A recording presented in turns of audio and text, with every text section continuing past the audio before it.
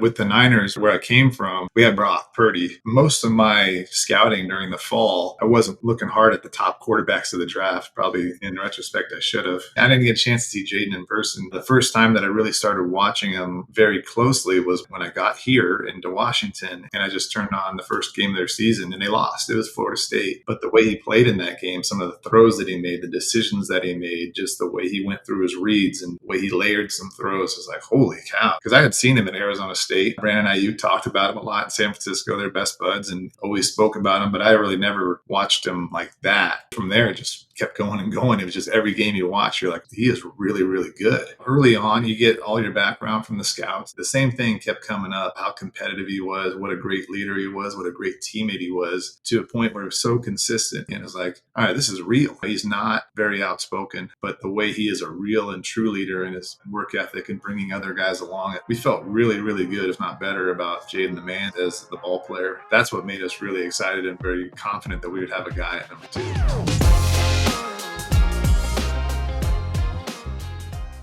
The Field Talk podcast is presented by Roback. Head to toe, Roback has you covered and really everything you need. I'm talking hats all the way down to joggers with polos and Q-zips and t-shirts and fleece and shorts.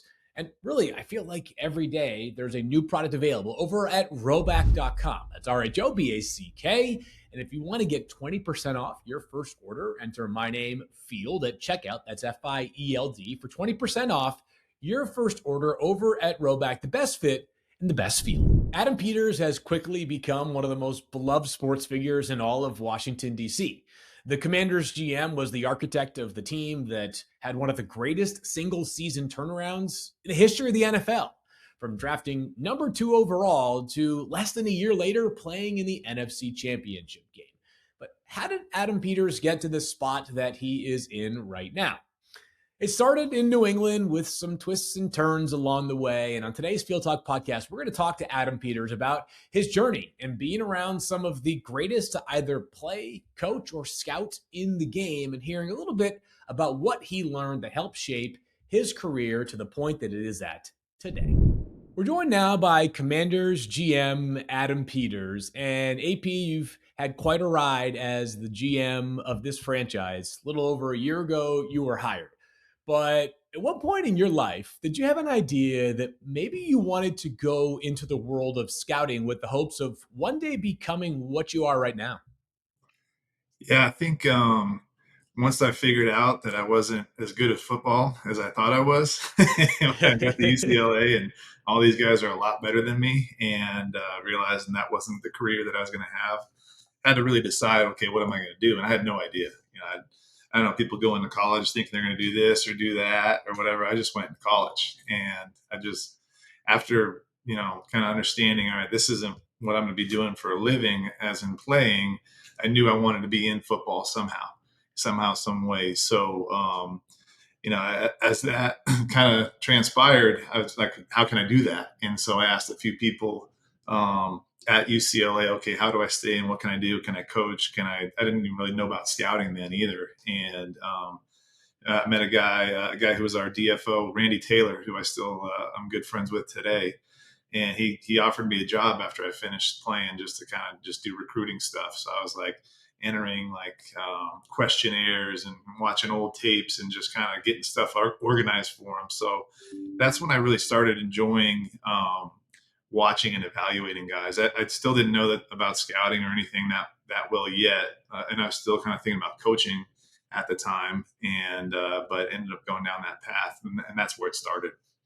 It's funny, and I know some of your journey, certainly more than probably most viewers or listeners do. But I remember the first time that I saw you, this was when you were working for the Patriots, and I was just getting started as a 17-year-old slappy. When I saw you, I thought you might have been a player. So I feel like you're selling your career short because you were fresh out of your UCLA days, and you look like you could have given Bill a couple of snaps as a pass rusher out there. Yeah, I definitely looked like it. Once you saw me actually move and everything, it wasn't as good. But yeah, I still had the physique at that time. It was just more for show than anything. And I can't. I don't think you were 17. I think you're like 17 now. Yeah, you're like 13 at the time. that might be true. It UNC were helping was us out. Yeah, I think I might have had to get a ride from my mom to work that day. It was Yeah. that level of young, going to the office of the Patriots. So again, I know kind of how it all got started for you, but for those that maybe don't know, you played at UCLA. You're a California guy from outside San Jose originally, but your path in the NFL has been filled with a few different stops and a whole lot of winning. How does somebody, and I'm sure you're asked this question a million times a day now, to whenever you are out meeting people who want to get into the world of scouting, but how did your journey start in the NFL? How did you find your way to the Patriots from UCLA? Yeah, it's a great question, and it's probably the way that most people will end up doing it somehow, some way. Like I said, I started working at UCLA, and I was working in the recruiting department. And Randy Taylor, who I mentioned earlier, he was the pro liaison, and the pro liaison is the guy designated at the school that when all the scouts come in to watch your players, he gets them all set up with, at the time it was tape and a room and everything like that, and then they talk about the players to all the pro scouts that come in, tell them about their background, their work ethic, all those different things, and just kind of paint the picture of who the person is just as much as the player. And so, working with Randy, I got to come across a bunch of scouts, and then actually one week, fortuitously, actually, I think a lot of this journey is a lot of luck too, but Randy was out on a work trip, so I was in there by myself, and it was my first time handling the scouts. So I was real nervous and everything. And couple gentlemen came in, and Scott Pioli and Jason Light, who were both with the Patriots at the time. And so I set them up with tape. We had a couple players that year. Ricky Manning was the main one. Mike Seidman was another one. Guys, you guys probably don't remember. And so I got a chance to talk to those guys for a while. And then Scott and Jason invited me to lunch, which was great because I was like never got any lunch. So getting a free lunch was like hitting the jackpot, and meeting NFL guys. So um, got to really know those guys, stayed in contact, started emailing with them, and that was like the first time I ever really used email. I wasn't real tech savvy, so emailing them back and forth. I had a Hotmail account, and from there they asked me to work the East West Shrine game, which was up in the Bay Area. I was in LA, and it was up in San Francisco at the time. So I drove up there, worked with Jason at the Shrine game, and then they hired me in February of 2003, and that was at the combine. And so that was my first day working for the Patriots, is at the combine in 2003. So, and the moral of the story is, if you really want to do this, find a way to get into football somehow, some way, get your foot in the door. Work for the team you played for. If you didn't play, work for the team that you go to college at, and just try to meet as many people as you can, and always put your best foot forward, because you never know who those people. I didn't know who Scott and Jason were. I had no idea that they were like so high and so good at their jobs, but just putting your best foot forward, anybody you meet, and it worked out for me. So I think people may think of your job now as doing things like drafting Jayden Daniels second overall, or trading for Debo Samuel and Laramie Tunsil in the same offseason, things that any of us would dream of doing. But at the beginning of your scouting career, it's probably a lot different day-to-day responsibility. So I met you when you were first getting started with the Patriots in a role that we affectionately may call sort of a slappy, but a scouting assistant or an in-house scout, whatever you want to call it. In some ways, I'd imagine that was maybe more mundane than anything that you do day to day now. But how instrumental can the early stages of a football career be for somebody who actually wants to reach the level that you're now at? Yeah, that really sets your foundation, and I'm always very thankful of starting where I started in New England, where the work ethic and the attentiveness to detail and everything was so like it was the best in the league. And if you couldn't do all those things, if you couldn't work, as hard as you could day and night, and you couldn't, and like you leave no stone unturned, you couldn't last there. And so that, like you're saying, I worked with you, and so we were a couple of slappies together. We worked. I don't know if That you was remember. lower level, lower level. We had these TVs, and they were tube TVs, and but not like the tube TVs that you guys know, like tube TVs, like they were like from the 70s, and they started beeping and stuff, and you had to hit the side of it to make the beeping stop. But really, we did was make tapes for the coaches, make tapes for the scouts, for the GM, or Scott, who wasn't the GM, but the de facto GM. drove, players around in a minivan. I had a lot of hours in a minivan, picking guys up, taking them to physicals, taking them to the hospital, and really just doing anything and everything you can to help everybody out. Just set the table for everything. Data entry, tons of data entry, just tons of support for the whole football staff. It's you got to learn a lot. I think that was the cool thing is it sets the foundation for you understanding how hard you need to work, and then you learn a lot about how everything works within the football building. So being able to do that starting in New England, I couldn't have picked a better spot, really, and got to work with a lot of really good people.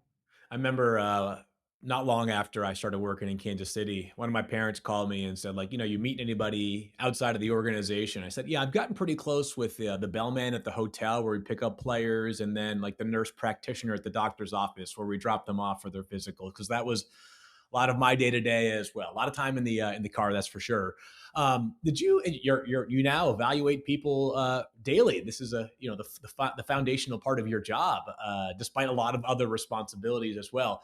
But and I might be missing a name or two here, so forgive me if I do, or you can fill in some blanks. But there was a time in New England where on the scouting staff, or even maybe on the coaching staff, you had the likes of obviously yourself now as the Commanders GM. You mentioned Jason Light, Scott Pioli, who went on to become the Chiefs GM, Thomas Dimitroff, who went on to become the Falcons GM, Bob Quinn went on to become the Lions GM, John Robinson with the Titans. I'm probably missing what Monty Ossenfort was there as well. Now with the Cardinals. That's seven. And if I'm missing anybody else, B Flow, who was also Brian Flores, who's on the scouting staff, and now is now the Vikings defensive coordinator and was the head coach of the Dolphins. Did you have a sense at the time that you were working with like a fairly unique group of people, or is that one of those things that when you're kind of in the trenches as a young scout just getting started, they probably all feel to you like hungry, motivated people that have the same goals that you did?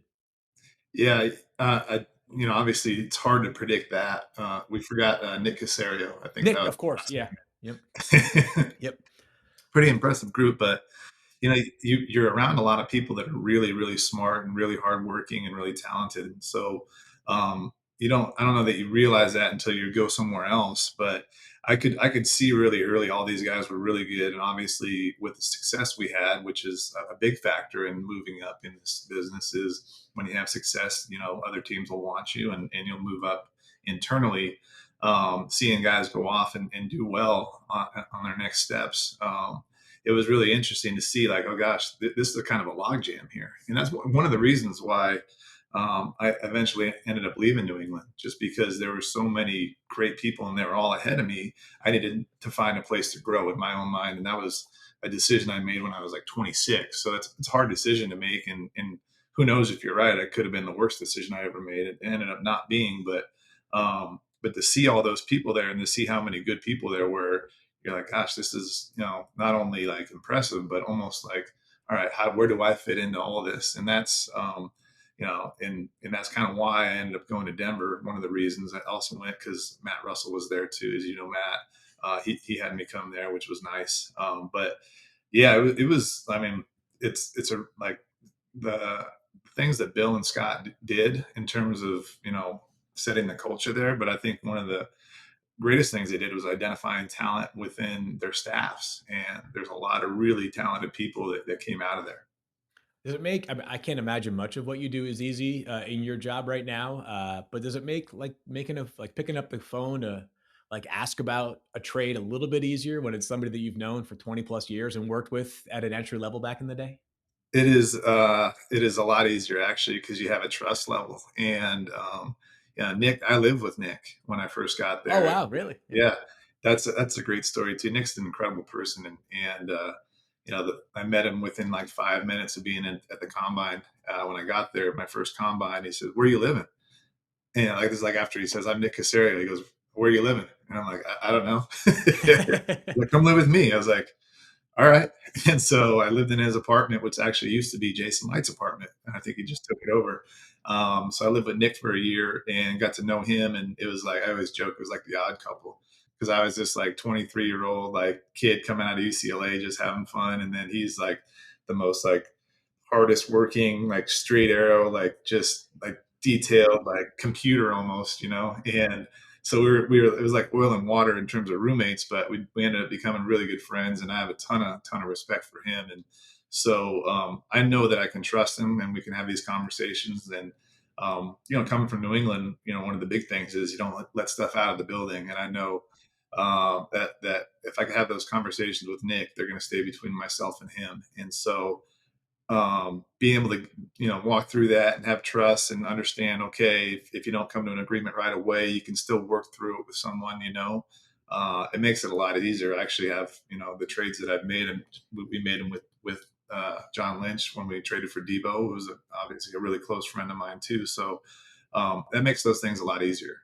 So you end up in Denver after New England, and so Denver, and then San Francisco, and now here in DC, you've had a ton of success at all four stops. I mean, you've been to the Super Bowl with three, won a Super Bowl with two. And you guys are just getting started in DC now with the Commanders. And I said it at the beginning in the intro before you got on. It's not exaggerating. It's maybe the single greatest turnaround season in the history of the sport. It's right there in the conversation, if it's not the greatest. But if you think about some of the people that you have worked alongside or worked with, Bill and Tom at the highest levels in New England, and Peyton and John Elway in Denver, and John Lynch, and Kyle Shanahan, who you mentioned in San Francisco as well. Is there maybe like a common thread amongst some of the people, Dan Quinn now in DC? Is there a common thread that you can see amongst them? They're all different, very in obvious ways as well. But is there anything that you can is there a through line that you can find that maybe people don't realize they all share? Yeah, I would say, first of all, that's, very lucky to be around all those people. And that's kind of what I said with my career, has been very lucky to be around such football greats and great people. I think just the competitiveness that they all have in their own way, and it comes out in different ways. Tom's a lot more fiery than maybe, than Peyton on the field, but Peyton's very like competitive in his own way. And then John Elway is one of the ultimate competitors. Bill Belichick's one of the ultimate competitors. John Lynch, same thing. Like in their own different ways, just the desire to not just be good but be great, and over and over and over again every single day. So the consistency of which they work at, and the competitiveness and the level they work at, and all in their different ways. And so you can take a little bit of everybody and really try to make it your own. But those guys, I think, being around them so much, being able to see what great is every day, allows me to understand. Okay, this we need to get up to here, and we're not even close to being there yet. But trying to get people in the building that are like that. Like DQ, who's a great competitor, like Jayden, who's a great competitor, and like-minded people that raise the level of each other. So one thing I take away is that just getting people who love football, who are great competitors and tireless workers. So John and both Johns, John Elway and John Lynch, they kind of went from their playing careers to the media careers. John was doing some entrepreneurial stuff in Denver, that being Elway, and then decided to make the transition into scouting. Whereas, of course, working for guys like Bill and Jason and Scott and others, I mean, they're like, they started at the rungs that you began at, right? Sort of the entry level, and worked their way up. Was there sort of a mesh point that you found in like the perspective that the guys that have been doing it for 20 years or 25 plus years versus the guys who their credentials are obvious? They can just flash a Super Bowl ring at you and say like, or a Pro Football Hall of Fame jacket at you, and they just bring they bring an instant credibility that players resonate with, or resonates with players, I should say. How are you able to kind of meet in the middle on what those two perspectives showed you? Yeah, I think you take a little bit of both, right? When you get a football, like a scouting lifer per se, who's hit every rung, so they know the ins and outs of how this building works. Like every little, like they know how the whatever gets made, the sausage gets made, right? So they know everything, and they can build a draft board. They can set up a department and all that. So you take a lot of that because those things are extremely important. But then the things that I learned from John Elway, and especially John Lynch, being around him so closely, was the ability to really interact with everybody in the building, to lead, interact with the players, and understand how you know how that those relationships are so important, to develop that trust, to develop that camaraderie, that so when things are tough, you can have hard, honest conversations with them, because they know that you care about them. So being able to, that's one thing that was not as much, and I think it was more just as much a sign of the times as anything, is when I started in New England. The players in the front office and everybody, they didn't like interact that much, right? But as you get, and like now, I think it's just 20 years later, one, and then two, um, with just kind of how we really work, being able to interact and have great relationships with the players is really important. So I learned those things from John, and then just really kind of the foundational pieces from Scott and those guys, from Russell, and really, taking a little bit of each of those, hopefully, and to build our own. So at some point, you started to come on the radar pretty much every time a GM opening came about. You at the time were with San Francisco, kind of the number two to John Lynch. And you end up, you leave San Francisco coming off of a lot of success and go to a team that, when you have the number two overall pick in the draft, it's for a reason, right? It's because the season prior to that didn't go great.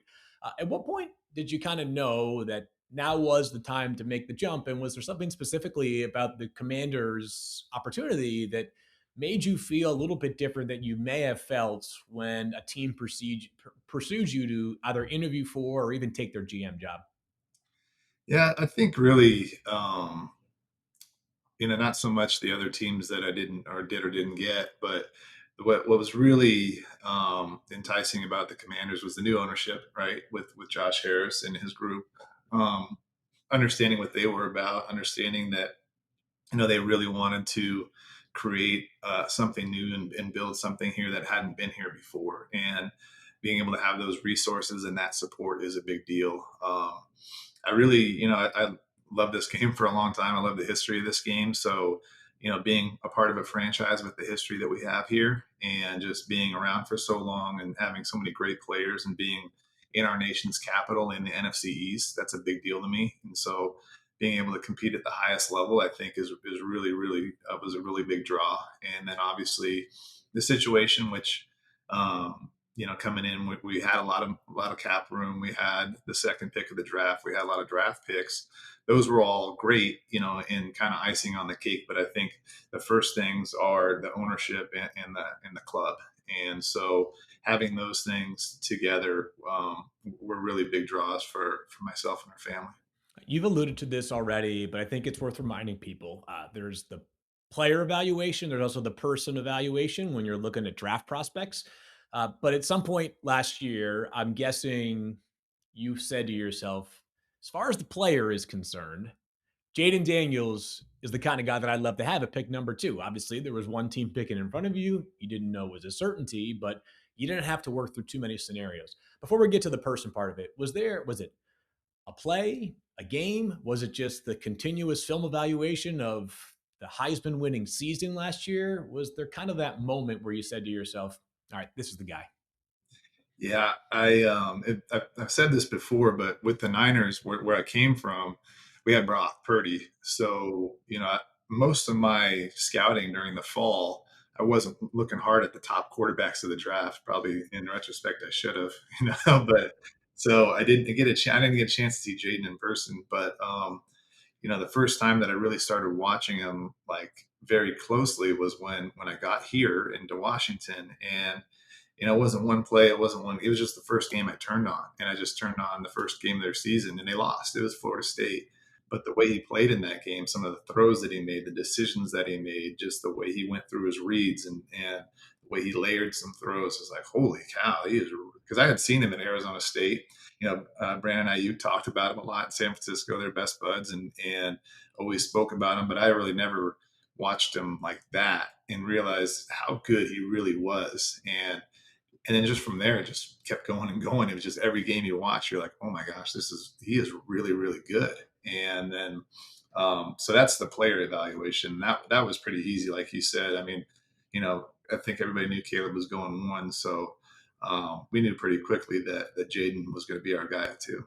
So I will say, like for me, it was a lot of plays. Obviously, Missouri last year was maybe the game where I thought to myself, like, I think I'm done here. Like, I don't need to do too much more evaluating, only because it's like you got this defense with Missouri that ended up having like four guys drafted and a lot of talent, and obviously LSU struggled defensively last year, and it was like third, and I don't care if it was 1 or 17, and there was just no answer for number five. But how about the person? Because there is a person evaluation. Even if the guy's the best player you've ever seen in your entire life, if you're investing the number 2 pick and you're drafting a quarterback, it's got to be your quarterback and your CEO and the guy you can put in front of a microphone under any circumstance. You got to have a guy that the huddle is going to respond to. You got to have a guy that's going to be driven to work, all these things. How do you figure out, or when did you realize the person was also in line with the player? Yeah, and almost, I mean, exactly in line, if not better, in terms of the person. And so, um, it was, early on, you get all your background from the scouts. The scouts are out there all fall getting, all the information they can about Jayden or any prospect from all their sources throughout the school. They talk to the pro liaison, like I referred to earlier, but they talk to the position coaches, the strength coaches, the trainer, the academic advisors, everybody. So you get all that aggregated information from your scouts. And then, being able to pick up the phone and call certain people that you have relationships with. So, I called Herm Edwards. We talked to Mike Denbrock. We talked to Brian Kelly. We talked to his, private quarterback coaches out in Orange County. And the same thing kept coming up. And it wasn't a mistake how much he loved football, how competitive he was, what a great leader he was, what a great teammate he was, to a point where it was so consistent over and over and over again. It's like, all right, this is real. This is real. This is a real dude. And, he's not very outspoken, but he's a quiet. Once he opens up, he is. But I don't think he's like a out front loud guy. But the way he is a real and true leader, and his work ethic, and bringing other guys along at 5 in the morning, having him change the codes at LSU so that he can get in the building earlier and stay later. All those things were just consistent, really, all over his whole college and really high school career. So we felt really, really good about the person, just as good, if not better, about Jayden the man as the ball player. And that's what made us really excited and very comfortable, and very, you know, like confident that we would have a guy at number two. All right, so you made a decision prior to drafting Jayden that was, of significant consequence as well, which is hiring a coach. And when you got hired, obviously, that's probably the first thing you're either asked about or you have to account for. What goes into a coaching hire? I mean, I think we all know, like, hey, everybody gets the interview requests, and usually takes a few weeks. Sometimes, depending on what coaches you have involved and whether their teams are still playing in the playoffs or not. It can take a little bit longer or go a little bit faster. But uh, Dan Quinn, obviously, is the coach you end up hiring, had an unbelievable year this year. He's been to the Super Bowl as a head coach before. The credentials speak for himself. But what's the actual process like for you? What are some of the criteria that you're looking for when you're evaluating top candidates? Yeah, that doing that for the first time after I just got hired as a GM, I was like, "What am I doing here?" And A so, little different than just picking players, right? yeah, Yeah. yeah. There's a lot more to this job than that, that I found out pretty quickly.